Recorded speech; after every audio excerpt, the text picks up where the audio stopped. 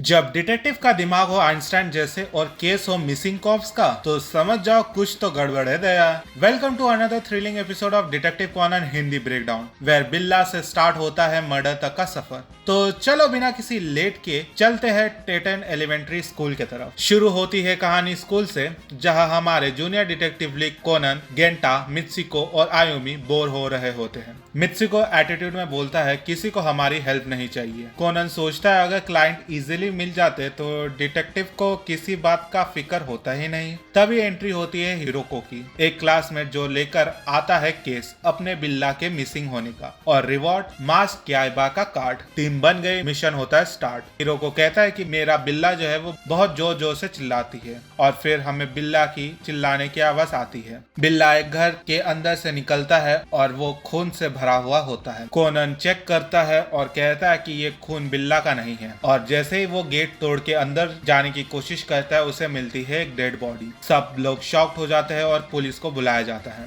Inspector मेगुरे आते हैं और कोनन कॉन्फिडेंटली कहता है कि लाश अभी भी अंदर है। जब मेगुरे और कोनन घर के अंदर जाते हैं तो एक आदमी कहता है मैं तो अभी नहा के आया हूँ, कुछ भी नहीं देखा मैंने। कोनन बाथरूम चेक करता है but no body. Conan confuse में मैंने तो देखा था, खून भी था, क्या ये कोई इल्यूजन है या फिर एक परफेक्ट मर्डर ट्रिक। ओनर का नाम होता है काजुयोशी, और मेगुरे कहते हैं कि हमें आपके घर की तलाशी लेनी पड़ेगी। काजुयोशी कहता है ठीक है ले लीजिए, लेकिन अगर कुछ भी मिले तो मेरे छोटे भाई को जरूर बता देना। मैं ऊपर सोने जा रहा हूँ, मुझे डिस्टर्ब मत करना। शाम हो जाती है और उसका छोटा भाई टोमोफुमी आता है। मेगुरे टोमोफुमी से पूछता है यहाँ कौन कौन रहता है। टोमोफुमी कहता है मैं और मेरा बड़ा भाई। वो राइटर है पर मोस्टली घर पे ही रहता है। तभी कोनन नोटिस करता है कि टोमोफुमी के पैंट से एक ट्री के पत्ते गिरते हैं। कुछ तो फिशी है।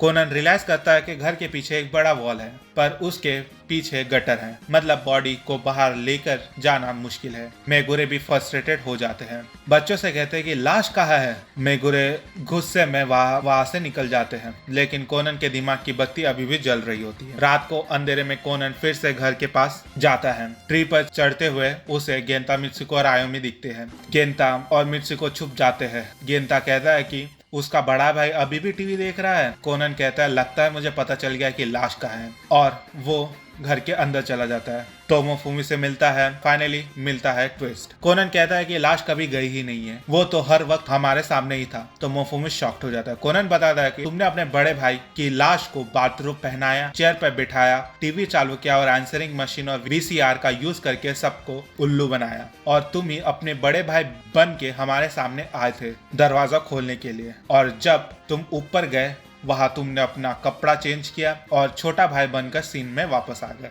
सही कहा ना मैंने। टोमोफुमी ब्रेक डाउन करता है मेरा भाई मुझे ब्लैकमेल कर रहा था, मैं उससे प्यार करता था, लेकिन वो सिर्फ पैसा चाहता था, और भागता है कोनन को मारने के लिए। लेकिन भाई कोनन तो कोनन है, एक सॉलिड फुटबॉल किक यूज करके टोमोफुमी को बेहोश कर देता है। पुलिस वहां आ जाती है और सभी को शाबाशी देती है, और इधर ही केस सॉल्व हो जाता है। तो दोस्तों ये था एक और धमाकेदार केस का ब्रेकडाउन, फ्रॉम बिल्ला to bloody betrayal. Detective Conan ने फिर दिखाया अपना कमाल। अगर आपको ये वीडियो पसंद आए तो लाइक करो, शेयर करो, चैनल को सब्सक्राइब करना मत भूलना। मिलते हैं अगले वीडियो में, तब तक के लिए सायोनारा।